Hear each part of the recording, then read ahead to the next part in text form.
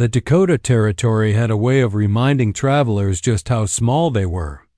Clara Davenport had known winter storms on the East Coast cold, sharp, bitter winds that rattled windows and stung her cheeks when she walked to the schoolhouse. But nothing she had experienced prepared her for the furious, white wall roaring across the open plains as the stagecoach rattled westward. It began with a strange stillness. The sky dimmed, the horses snorted nervously, and the driver cursed under his breath, shaking the reins as though he could outrun the northern wind.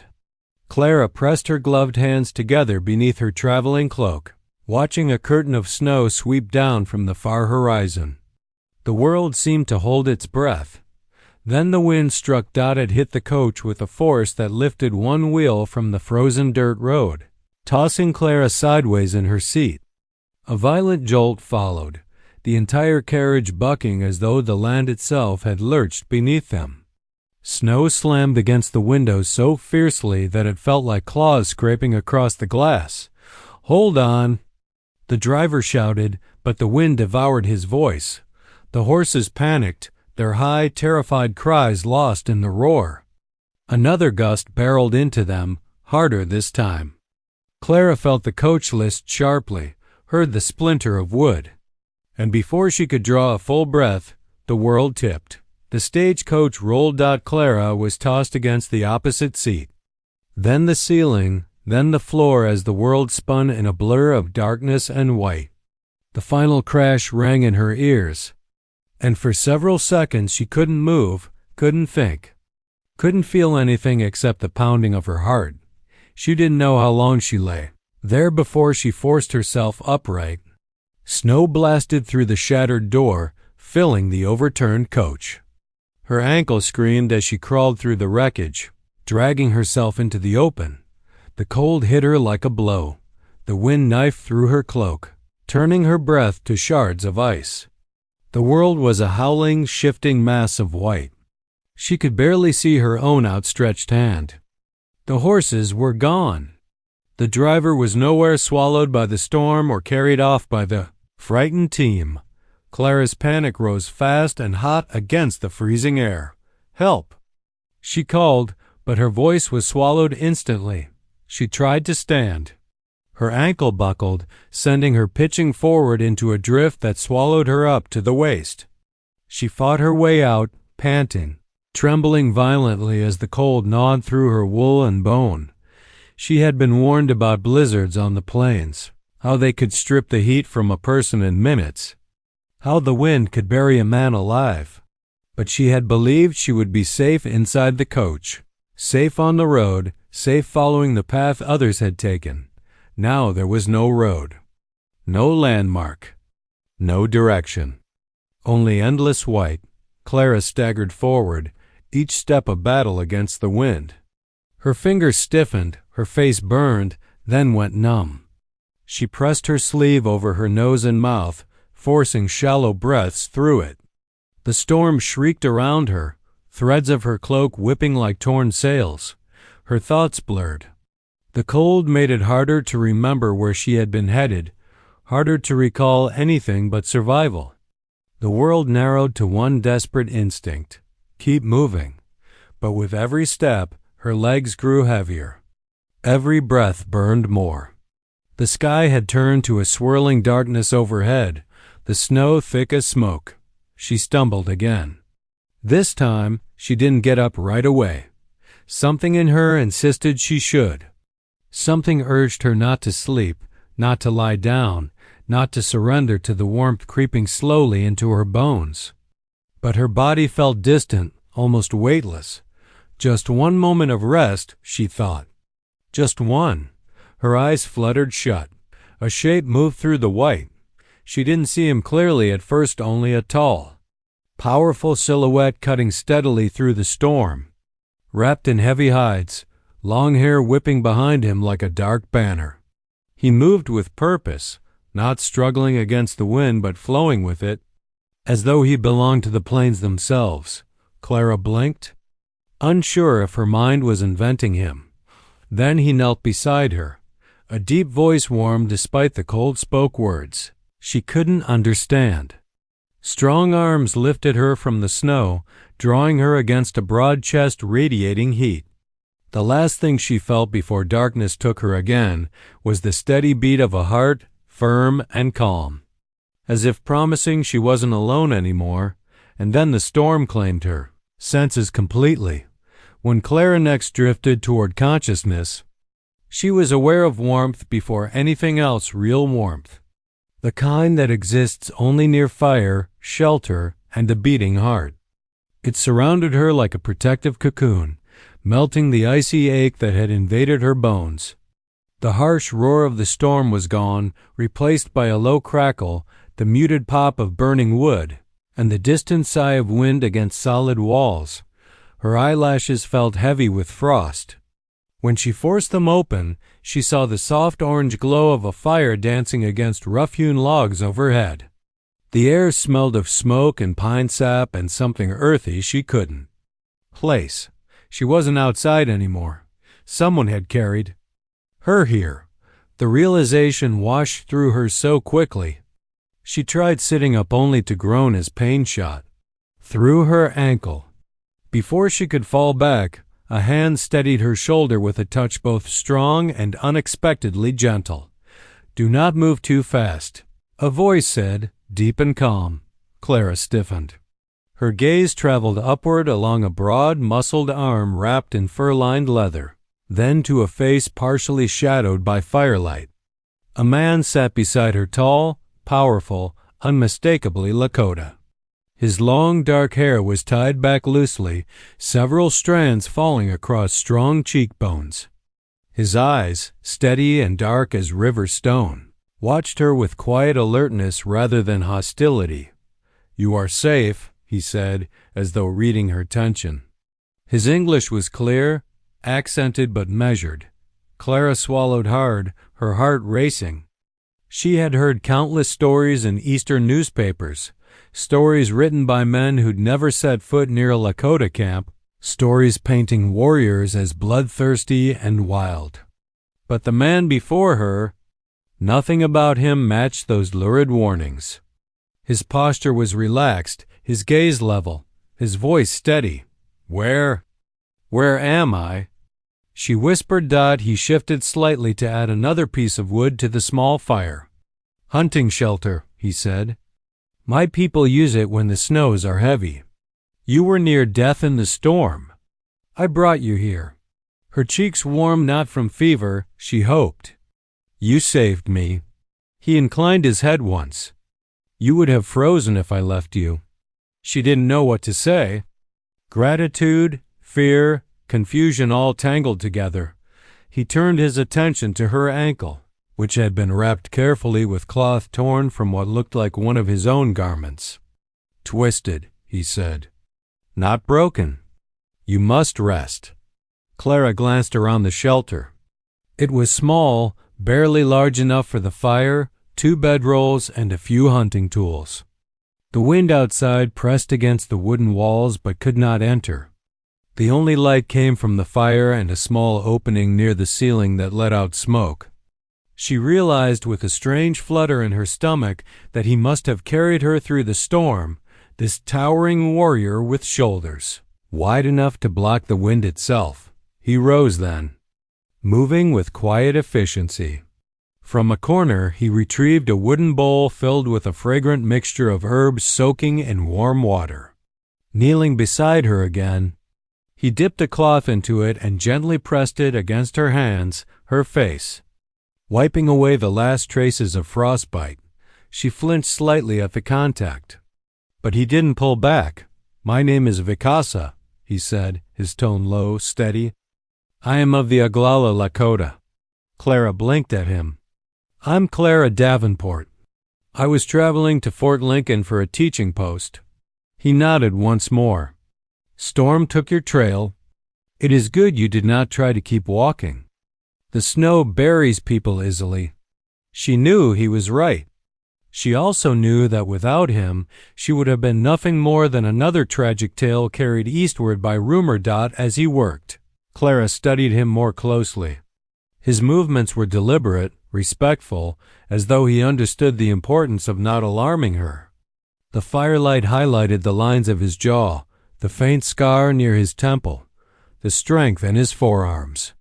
He wore no unnecessary weapons, only a small knife at his belt and a bow leaning against the far wall.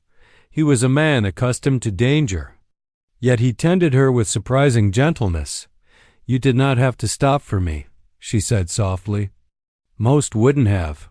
Something flickered in his expression, not pride, not boastfulness, but something deeper, older.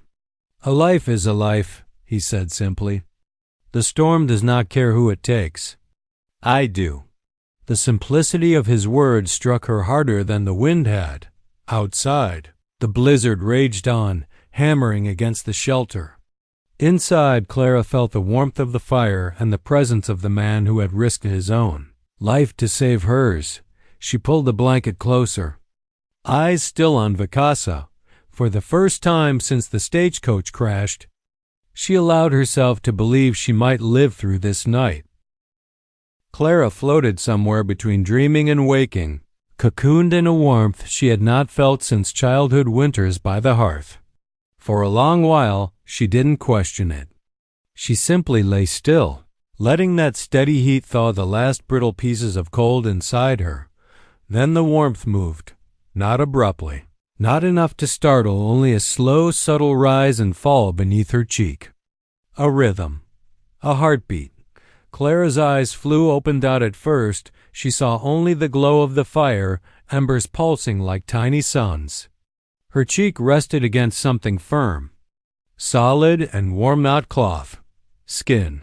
Her hand, curled loosely near her chest, brushed against the smooth plane of a bare torso. Her breath caught in her throat. She wasn't lying on blankets. She was lying against a man. Her head snapped upward instinctively, and she found herself staring into a pair of dark, steady eyes, calm, fully awake, and watching her with the quiet stillness of someone who had been alert for a long time. He didn't flinch, didn't seem embarrassed or startled by her sudden panic. He simply blinked once, unhurried, as though bracing himself for her reaction. "You are awake," he said softly. Clara jerked back in mortified confusion, but her injured ankle protested harshly, and the blanket tangled around her. She winced, sinking back against the bedroll.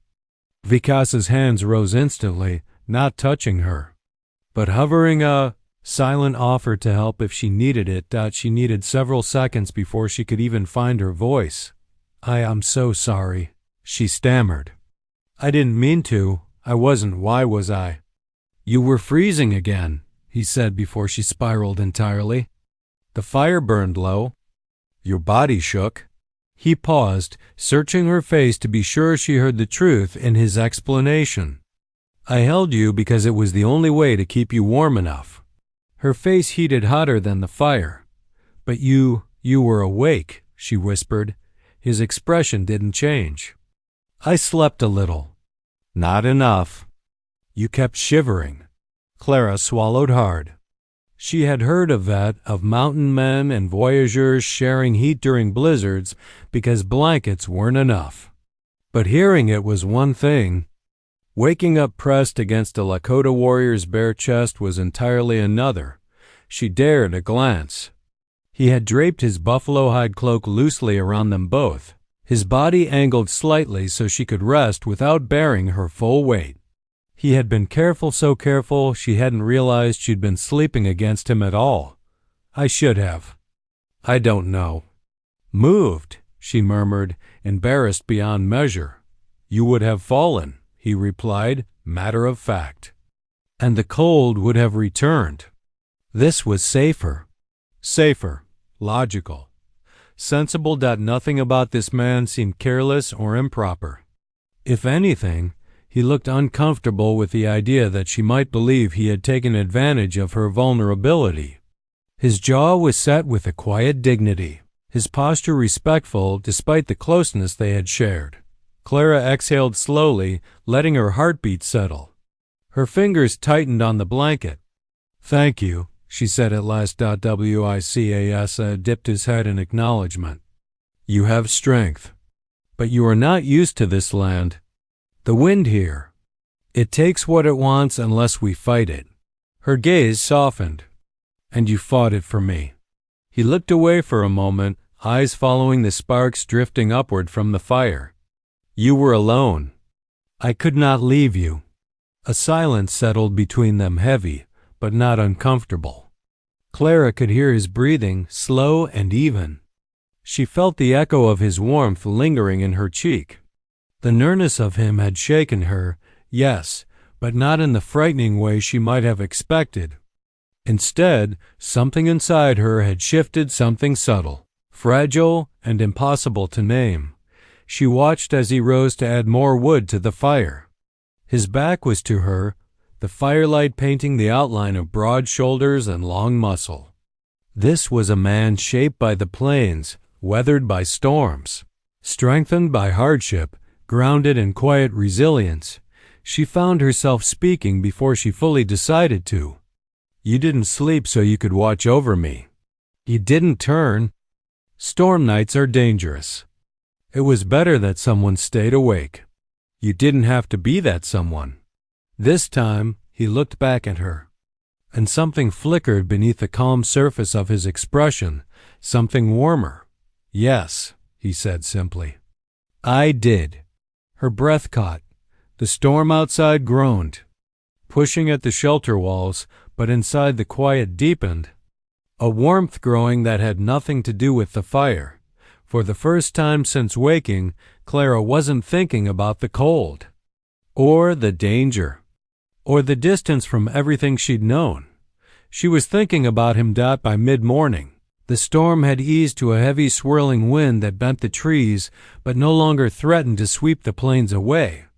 Inside the small hunting shelter, the world felt entirely different, safer, warmer, and strangely intimate. Clara sat wrapped in blankets, sipping a cup of bitter herbal tea Vikasa had prepared. Each sip burned pleasantly down her throat, carrying warmth and an earthy flavor that grounded her in the reality of the moment. Her ankle throbbed, but had stopped sending sharp, unrelenting pains. She had to marvel at his attentiveness. The cloth wrapping had been perfect, tight enough to support her foot, but loose enough not to cut off circulation. And when she glanced at him, busy arranging firewood or tending to small tools, she realized the full extent of his care, not just physical, but emotional. He moved with deliberation, consideration, as though every action existed to make her recovery easier, her fear smaller. She tried to keep her distance, reminding herself she didn't know this man. He was a stranger in every sense, a warrior shaped by a world she could only glimpse in fragments. Yet, when she caught him looking at her out of the corner of her eye, not in judgment, not in expectation, but with something almost like quiet concern, she felt her heart tilt in a way that startled her. "You should rest," he said, breaking the silence. His English was precise, measured, calm. "The snow will remain for hours. Traveling now is dangerous." Clara nodded, but her curiosity overcame her. You risked yourself to find me, didn't you?" He didn't hesitate. "I did. You were alone in the storm. I could not leave you." His voice was even, but there was a gravity beneath it, something that suggested he meant more than the words themselves conveyed. She realized then that this man operated by a different code than the people she had known back east. In his world, honor and action mattered more than appearances or gossip. Here, life was measured by choices, to act or to stand idle. The shelter was small, but it no longer felt cramped.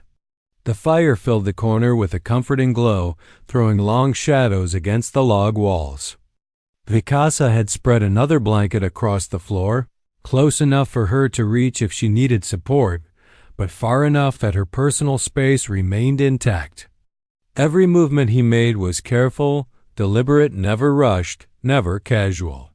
She found herself studying him without thinking, noticing the way his hands flexed when he worked, the quiet intensity in his gaze, the steady rhythm of his breathing.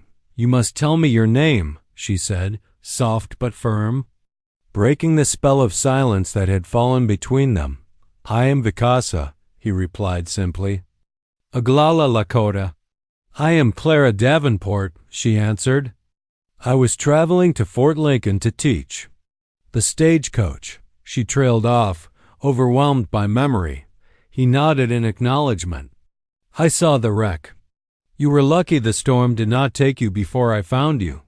Clara bit her lip, unsure whether to thank him again or sink further into embarrassment for relying on him. "I thank you, truly." He inclined his head, but didn't say more. There was no flourish of words, no boastful retelling of the rescue. That restraint unsettled her in a way she hadn't expected. She realized that this calm, reserved man was not accustomed to self-congratulation. His heroism was simple, understated, quiet. Hours passed in the shelter, punctuated by small acts of care.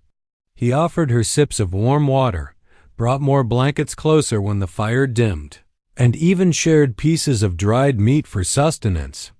For her part, Clara found herself talking not just about her journey, but about her life, her home, the world she had left behind. She spoke cautiously at first, unsure how much of herself to reveal. But Vikasa listened with full attention, nodding occasionally, never interrupting, never prying too far. A quiet understanding grew between them, fragile but undeniable. Clara realized that she had not laughed freely in weeks, perhaps months, but here, with this man who had saved her life, she found herself smiling softly, quietly, without thought. And when she glanced up at him, catching his eyes on her, she realized that he smiled back not broadly, not in jest, but with a small, almost imperceptible lift of the lips that carried the weight of approval. And something else she could not name. The storm outside raged on. But inside the small shelter, Clara felt an unexpected safety, a sense that, for the first time since leaving home, she was not entirely alone. And though she was a stranger in every way, she sensed that for Vikasa too. This moment had created a connection neither had expected, for two strangers. Thrown together by fate and fury of the plains, the shelter became more than refuge. It became the first fragile bridge between two worlds, hers of civility and order, his of harsh wilderness and unflinching honor. And in that small, firelit room, the quiet bond between them began to grow. The storm had finally begun to lose its fury, the wind retreating to a low moan across the plains. But for Clara, the world outside the shelter had taken on a new, treacherous dimension. Every drifted hill and snow-laden tree looked like a barrier, a trap, or a hiding place for danger. The thought made her chest tighten. A cold fear settling over her even as the fire behind them kept the shelter warm. Vikasa moved around the small room with the ease of someone who had lived in these harsh lands his entire life. He gathered blankets, checked the fire, and finally approached her, kneeling to examine her ankle once more. His gaze was steady, assessing, but his words were calm. "The storm passes," he said, "but dangers remain. You cannot travel alone yet."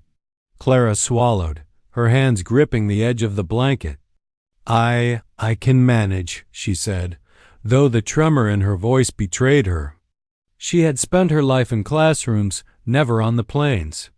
Every step outside the safety of the shelter felt uncertain. He shook his head gently. "No, you were lucky once. Luck alone does not protect you. There are others men without honor, tracking travelers." Her pulse quickened. "Outlaws?" Vikasa's lips pressed into a thin line. "Yes, near the stagecoach route. They strike at stragglers. I have seen them before. They are dangerous and clever." Clara's heart pounded, not just from fear but from a growing awareness that Vikasa had not exaggerated. These lands were wild, merciless, and utterly unforgiving. Yet the fear was tempered by the certainty she felt in his presence. His calm, deliberate actions, the quiet strength he radiated, it was impossible not to feel safer beside him. He extended a hand, steady, strong, and sure.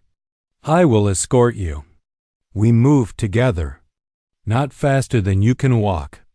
Not slower than the snow allows. Her mind raced. To refuse would be foolish. To accept meant relying fully on a stranger, a Lakota warrior she barely knew. And yet, the thought of walking alone, of braving the plains without him, was far more frightening. She took his hand, and a subtle warmth spread through her, something deeper than the fire could provide. The journey began cautiously. They moved through drifts taller than Clara had ever seen, the snow crunching under their boots. Vicasa's eyes scanned constantly, ears attuned to every whisper of wind, every snap of twig, every distant sound that might betray danger.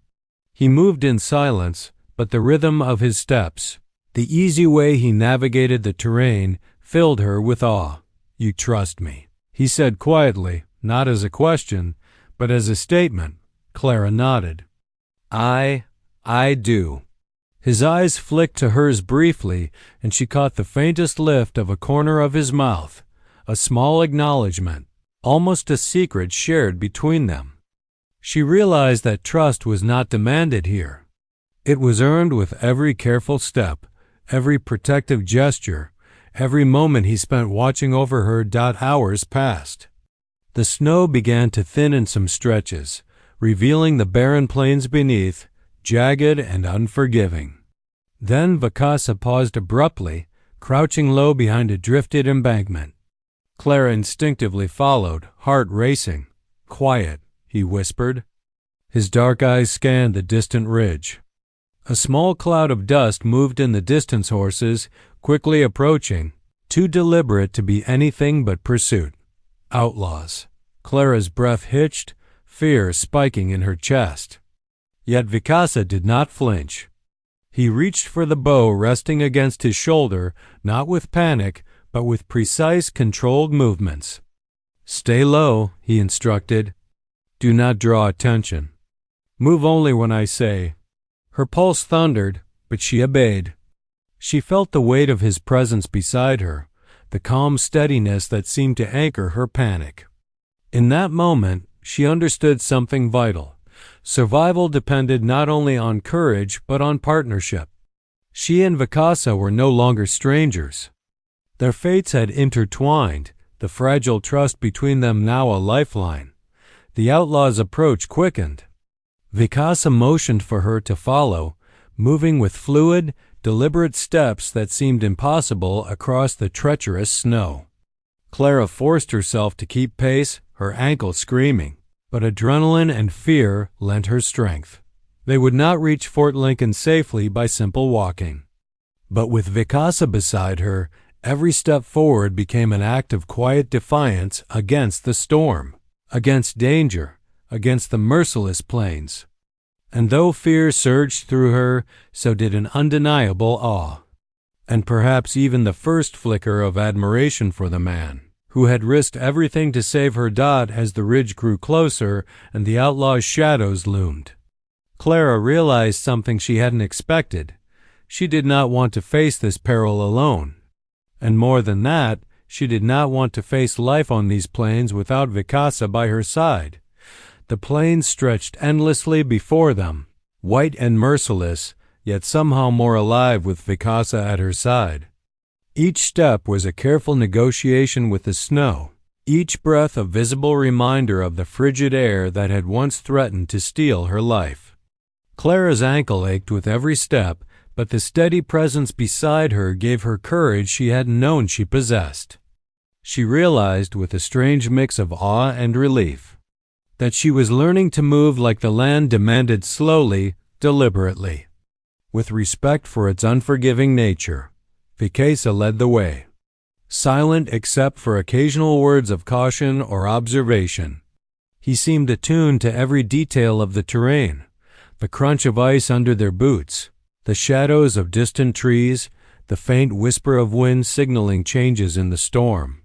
His knowledge of the land was effortless, almost instinctive, as though the plains themselves had taught him their rhythms. "You move well," he said at one point, glancing back at her with a faint lift at the corners of his mouth. "Better than I expected for someone not born here." Clara blinked, startled by the compliment. She forced a smile. "I have good instruction," she said lightly. Though her heart raced at his quiet approval, he nodded, not elaborating, and she realized that in his world, praise was given sparingly, reserved for moments truly earned. Every word, every gesture he offered carried weight, and that weight made her respect him even more. As the hours passed, the initial tension of their flight eased into a fragile rhythm. Vikasa would move ahead, then glance back to ensure she was keeping pace. They would pause in sheltered hollows to rest, and during those brief moments, the conversation slowly began. He asked about her life in the East, not in a prying way, but with genuine curiosity. She spoke of her family, of her ambitions as a teacher, of the town she had left behind. In turn, she learned fragments of his world, the loss of his brother the previous winter, the ways his people hunted and survived through the harsh seasons, the quiet wisdom he had gained from years of observation and experience. Each story, each shared memory, drew her closer not just to him, but to the land itself. One evening, as the sun dipped below the horizon, painting the snow in shades of pink and gold, they paused on a ridge overlooking a frozen river. Clara sat on a drift, shivering despite the layers of blankets and clothing. Vikasa knelt beside her, removing a small pouch from his pack. "Eat," he said, offering her dried meat and a few pieces of hard bread. "You must keep strength." She hesitated, but hunger won. As she ate, he watched her with a quiet attentiveness that made her heart flutter. She realized she had been longing for this, not just the food, the warmth or the safety, but for the sense of being seen. Truly seen, by someone who understood what mattered. "You are brave," he said finally, once she had eaten enough to regain some color in her cheeks. His eyes met hers, steady and unwavering. Many would have given up long before this. Clara felt a warmth rise in her chest, more potent than the fire that flickered nearby. I didn't think I was brave," she admitted softly. "Bravery is not always loud," he replied. "Sometimes it is quiet. Sometimes it is moving forward when you are afraid." The words settled over her like a shield, and for the first time in days, she let herself relax fully in his presence. She noticed the small details now, the calm steadiness of his breathing, the way his eyes reflected the dying sunlight, the subtle strength in the way he moved. Later, as night fell and they made camp near a sheltered grove, Clara realized she trusted him completely. She would follow him across the plains without question, because in his presence, fear became manageable, and hope became tangible. She also realized, with a flush of heat she couldn't quite name, that she felt something more, something personal, intimate, stirring in a way that went beyond gratitude or safety. As they lay side by side under blankets, the fire crackling between them, she listened to his quiet breathing, and she understood that their bond had grown in ways neither of them could have anticipated. The storm had brought them together, danger had cemented their trust, and the long hours on the plains had begun to weave something fragile, yet powerful, between them. Clara closed her eyes that night not just in relief, but in wonder at the plains, at the man who had saved her, and at the strange, undeniable pull that now tied her to Vikasa. For the first time, she allowed herself to imagine a life that included him not just as protector, but as something closer, something more profound. And somewhere deep in the silence of the snowy plains, Vikasa's steady presence reassured her. They were no longer two strangers. They were traveling together, facing the land and danger as one. The sun had barely risen, casting long, jagged shadows across the frozen plains, when Vikasa halted abruptly on a ridge overlooking a narrow river bend. Clara, still adjusting to the harsh early morning light, followed his gaze and froze. A small cloud of dust rose in the distance, horses moving deliberately across the snow. Clara's stomach twisted. The outlaws. Vikasa crouched low, silent as a shadow, eyes scanning the approaching threat. He motioned for her to do the same. Her pulse thundered in her ears, but she obeyed instinctively, trusting his judgment more than her own trembling instincts. "Stay low," he whispered, voice calm but urgent. "Do not move unless I say." Clara's mind raced. She was no fighter, no soldier.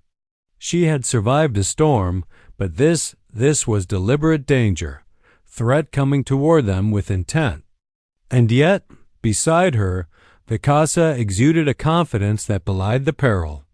His hands rested lightly on his bow, not clenched, not tense, but ready. Every muscle in his body coiled with quiet precision. The outlaws were closer now. Clara caught glimpses of rough silhouettes, weapons glinting in the early light. Fear surged, but it was tempered by a strange thrill. She was witnessing courage in its purest form. Vikasa did not panic. He did not hesitate. He simply assessed, calculated, and prepared. "They will attempt to cross the river," he murmured. "We cannot let them flank us. I need you here, quiet, ready." Clara nodded, her lips dry, her hands trembling. She had no weapon, no skill, but she could observe, follow instructions, and trust. And for the first time, she realized that trust was not blind. It was forged in hours of shared hardship, in reliance on instinct, judgment, and strength. The first horse appeared at the river bend, the rider scanning the ridges for signs of movement. Vikasa raised his hand, pointing to a narrow path along the river bank. "When they reach the bend, we strike together," he instructed.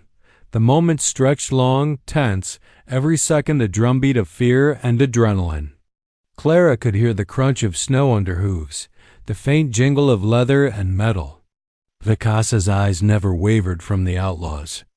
His focus was absolute, unshakable. As the lead rider reached the bend, Vikasa moved with fluid precision. He drew an arrow, nocked it, and let it fly. The motion was silent, swift, lethal. The first outlaw was stunned, the horse veering unexpectedly. The others faltered, momentarily confused. Now! Vikasa hissed, and Clara, heart pounding, did exactly as he instructed. She picked up a small stone, hurling it at the nearest rider to distract him. It was reckless, absurdly small against their threat, but Vikasa's eyes flickered briefly, a flash of approval.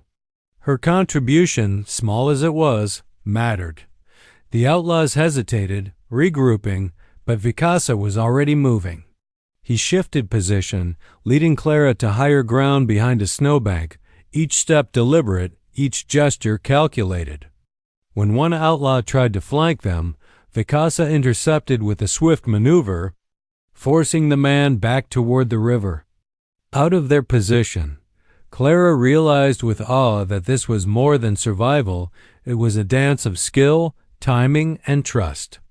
Every glance Vikasa gave her, every whispered command was precise, deliberate. She didn't have to understand it fully, she only had to follow. And she did. Finally, the last of the outlaws, realizing their plan had failed, turned their horses. They disappeared across the plains, leaving only dust, tracks, and the echo of their threat. Clara exhaled, long and shuddering, collapsing against the snowbank. Vikasa came to her side immediately, hand steady on her shoulder. "You are unharmed," he said simply, voice calm. Not prideful, not boastful, matter of fact, as though it were only the natural outcome of careful thought and courage. Clara looked up at him, awe and relief mingling. I can't believe we made it," she whispered. Vikasa's dark eyes met hers, steady and unreadable for a moment, then softened ever so slightly. "You moved well," he said. Better than many men who face this land. Her cheeks flushed, not from cold, not entirely. She realized that in the crucible of danger, a bond had formed. Not just trust, but something deeper, reliance, admiration, and perhaps the faintest flicker of something tender. Unspoken, between them as the morning sun climbed higher, melting some of the snow along the river's edge, Clara understood the truth. Vicasa had saved her life more than once, not just from the storm, not just from the outlaws, but from fear itself. He had shown her courage, steadiness, and the kind of quiet strength that could anchor another person in the wildest of storms. And now, standing beside him on the frozen plains, she felt a fierce, unspoken certainty. Whatever challenges lay ahead, she would face them with him not as strangers, but as partners. The snow had softened into a gentle, glittering powder as the sun rose higher, scattering light across the plains. Clara and Vicasa had made camp near a small grove, the river bend behind them now calm, the threat of outlaws far behind. The night's tension had passed, replaced by quiet reflection and a fragile sense of peace. Clara stretched her stiff limbs, the ache in her ankle still present but tolerable. She glanced at Vicasa, who was sharpening the small knife he carried, his movements methodical and precise. Even in these simple tasks, he radiated the same calm confidence that had guided her through the storm and the standoff at the river. She realized with a sudden clarity how much she had come to rely on him, not just for protection, but for strength, for guidance, for presence. "You've taught me more than I ever imagined," she said softly, breaking the silence. He looked up, dark eyes steady, meeting hers. "Have I?" he asked, tilting his head slightly, curious but calm. Clara nodded, a small smile tugging at her lips. "About this land, about courage, about trust." She hesitated, feeling the weight of her next words. "About myself."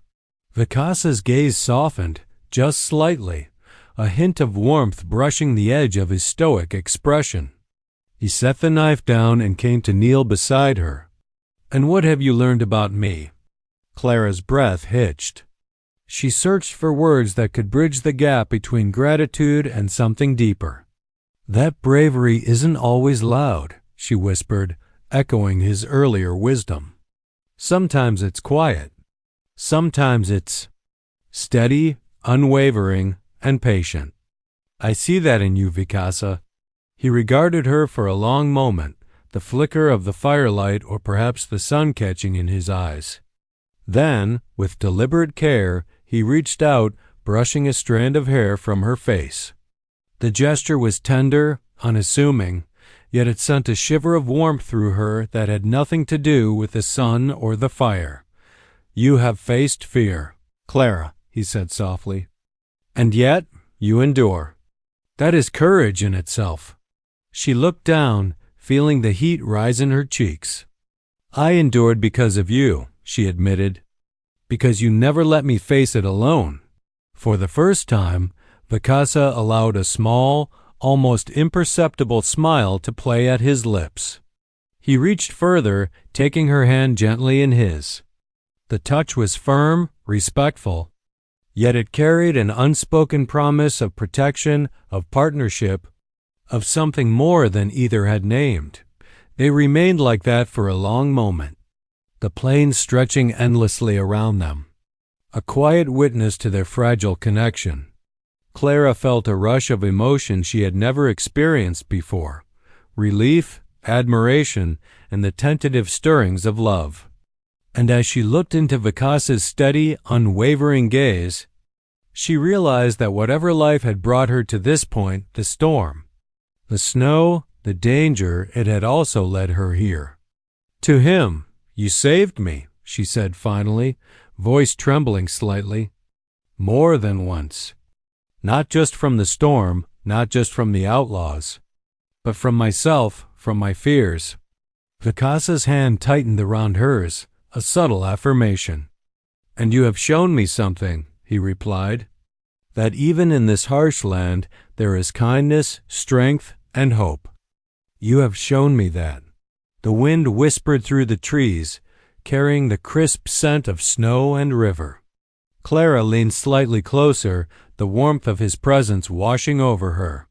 For the first time in her life on the plains, she felt not just safe, but understood, seen, and perhaps the beginning of something enduring. "I don't want to go back," she said softly, a statement more than a question. "Not yet. Not without you." Vikasa's gaze softened fully now, the faintest lift of a smile reaching his eyes. "Then stay," he said simply. "The land is harsh, but together we endure. There is no need to return to what you were. You have found a new place here." With me, her heart leapt. She let herself take his hand fully, rising to her feet beside him. The sun climbed higher, casting the snow in gold, illuminating the endless plains that would now be their shared path.